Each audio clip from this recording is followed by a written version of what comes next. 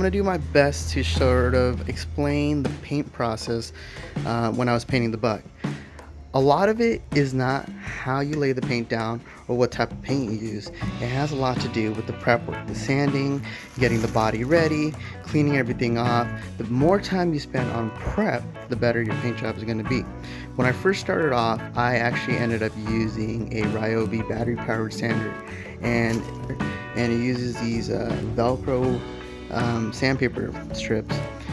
The sander, again, it does an okay job, but it doesn't move nearly as fast and doesn't have the rotations per minute to really get into the paint. And now using this dual action sander that I later upgraded to, which uses my air compressor, sped things up, yes, but still it took quite a while. So if I had used the Ryobi sander, it would have just taken forever.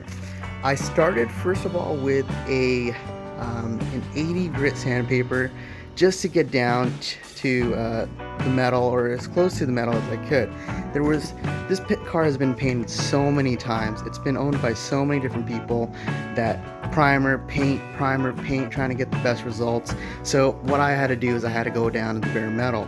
Now, after using the dual action sander, I got tired. So I got myself a grinder, and I got what are called these flap discs. And started with the 80 grit, and then went down to, or actually started with 36 and then worked my way up to a 120, and that's what I used for the majority of the body. I just wanted to get down to bare metal. There were so many different layers, and if you're impatient like me, you'll end up going that route, which isn't the best, but I'll talk a little bit more about that. Sanding isn't just using the dual action sanders, and it isn't just about using power tools. It would be nice if you could go through the whole car with power tools, but unfortunately, because of the curvatures and the different angles on the vehicle, you're gonna have to do a lot of hand sanding. So again, these are 2000, 1000. It's not what I used. This is what I'm going to be using for the final job, where I'm going to be sanding down the clear coat. But as you can see, I have stacks and stacks and stacks of sandpaper.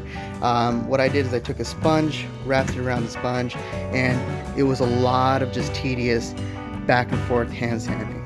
I used a wax and grease remover. I have a gallon of that. And in between paint jobs and in between sanding, I used a tack cloth to get the surface clean and ready for paint. So once you have the sanding out of the way, right, you're gonna go ahead and primer the vehicle. I used a single stage, just a basic automobile primer, and I quickly found that there is a lot of cleanup when you're using a paint gun, a lot. And if you're like me, you don't want to go through the tedious task of cleaning your containers every single time you paint. It's bad enough that you have to go through the gun with a brush in order to clean the inside out. This alone is hard enough to clean. But when you have to clean out these containers, it takes forever. So as you can see, I have another container that I got from Harbor Freight that I actually had never even used. This is the one that came with the Harbor Freight gun. I never used that. I went to Harbor Freight and I picked up these disposable paint containers, right? You screw them onto the gun, and they're pretty much a universal fit. And after I was done painting, I would just toss these out. It made my life so much easier. Another good idea is, depending on the type of gun you have, these didn't work for the guns I had. You can use a canister liner. Same thing, same concept. Once you're done painting, you toss these out, you're good to go. Okay, so after you're done painting, after you're done primering, you're gonna want to sand the bug down again, or the vehicle down again, before you paint. And what I did is I took an 800 grit sandpaper.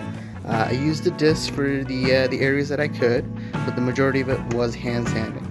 Once that's out of the way, you want to use your wax and grease remover again, and it's a great idea if you have one of these. If you have an air compressor, actually, if you're going to paint your vehicle yourself, it's a great idea to invest in an air compressor. I mean, there really is no way around it. There's so many tools and so many methods that are way more effective if you have an air compressor. And just using this in between sanding, getting off all the old what am I trying to say? Getting off the residual and the dirt, it's key. It comes in real clutch. Another thing too is once you get down to the painting portion of your bug, you're gonna want a couple things. You're gonna want a filter dryer that will, in your air compressor, you have a lot of moisture, and if you have a lot of moisture, it goes into your paint and it will ruin your paint job. So this filter dryer, what it does is it actually soaks up any of the moisture in your compressor before it hits your paint gun. Another thing too is you're gonna want a regulator. Yes, you have a regulator on your compressor, but a lot of these guns run at 90 psi, and in order to make sure you have steady, constant pressure, you're gonna want a regulator on the gun itself. It gives the gun a little bit of a bulk, but that's okay, there's no problem. Another thing too is you wanna make sure your tip is angled so you have a, what am I trying to say? So you have a up and down spray. This way it'll allow you to just sweep the paint on to the vehicle and give you sort of a better result. Prep work. The more time you spend on your prep work, sanding and getting the body ready, the better your paint job is going to be. I actually spent only about an hour or two laying my paint down before I was completely happy with it. A lot of my time, and I mean months, just because, you know, I'm working, I had maybe an hour or two at the end of my day. Months and months was spent on sanding and doing body work. I spent more time doing body work and sanding than I did painting. So yeah, that's pretty much it. This is just sort of a more updated video. A lot of the videos that I'm making are from old footage that I had on my phone, old Snapchat videos I had saved. I just can't recreate the videos because I've gone quite a bit since then, so it's not like I can go back and re-record the process. I mean, see, this is what the Beetle looks like now. Since then I put the bumper on, added some badges to it, but mainly I wanted to explain the process I went through with the paint. Now, first time I painted this bug, I used just rattle cans. I used Rust-Oleum. This is a metallic machine gray, and I did a lot of research on this, and I used a 2K clear. I bought this off of Amazon, and it actually has the hardener. So you take the cap off, pop it, and it gives you a real professional look, and that's sort of what I was going for. I was going for budget. Well, I also read online that if you heat these cans up a little bit in a pot of boiling water, maybe for like 5-10 minutes, it increases the pressure inside the cans, and it gives you a much more even spread when you're painting with these cans, and it gives you a wider angle.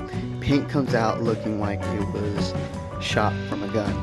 Now, in my experience, if you're painting a fender or a small area, you can get some pretty impressive results. But again, for me, when I went towards the larger panels of the vehicle and the hood, just wasn't really happy with how it came out. So as my standards for the quality increased, so did the cost. And now, I didn't know anything about painting. I've never painted a car before, so I had to do a lot of research. The paint I ended up using is a single stage acrylic urethane with graphite gray metallic, and I mean, I still have half the gallon left. Now, right, like, what sort of hardener are you supposed to use? Are you supposed to use clear coat? No, well, actually, when you use a single stage paint, you're not supposed to use a clear coat, or you don't have to.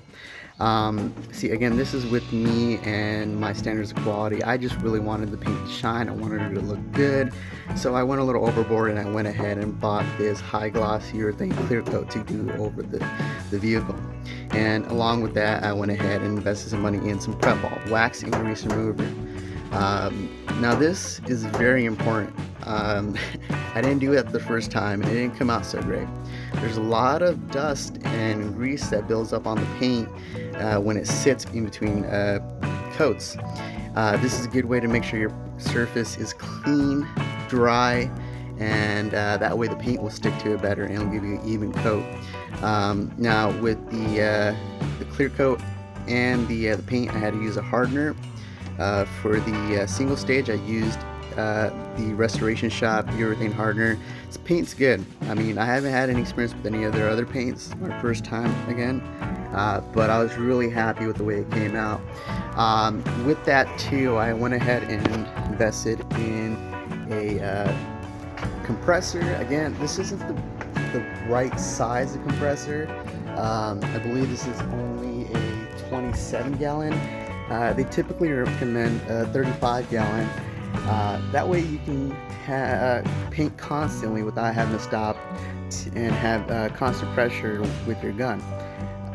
I sort of had to skip that step. I couldn't afford a 35 gallon compressor. That 27 gallon compressor actually turned out pretty okay. For the type of gun I used, I didn't use anything fancy. This is from Harbor Freight. I used two guns actually. One I bought from Home Depot. It's a Husky. I can't find it right now, but I spent about 60 on that. And not to say this isn't of good quality or wasn't good enough, but I figured, hey, the Husky costs a little bit more. It is going to be better quality. I am spraying some fairly reasonably priced paint. I wanted to get right, so I used the Husky gun for the majority of the paint. I used this sort of on the smaller areas, and I used this for the clear coat as to not mix my paint and clear and not have to clean out my gun in between coats. As I progress, actually from this point on, I'm going to be using a camera with a tripod. It records much better. You won't have that weird angle in your videos anymore.